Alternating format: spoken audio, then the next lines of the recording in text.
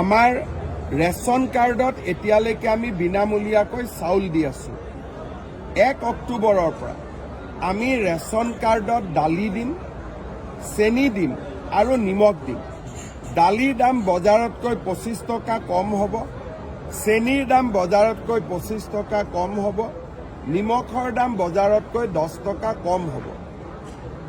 5জন পৰিয়াললৈকে 1 কেজিকৈ পাব আৰু 5জনতকৈ যদি ওপৰত পৰিয়াল থাকে ৰেচন কাৰ্ডত তেওঁলোকে 2 কেজি পাব। অৰ্থাৎ 5জনলৈকে 1 কেজি, 6জন হ'লে তেওঁলোকে 2 কেজি পাব। এই ব্যৱস্থাটো আমি 1 অক্টোবৰৰ পৰা আৰম্ভ কৰিম, যাতে দুখীয়া মানুহে ঘৰো পাব পাৰে, অৰুণোদয় পাব পাৰে। আমাৰ ৰেচনত চাউলে অকল নহয়, দালি নিমখো পাব পাৰে।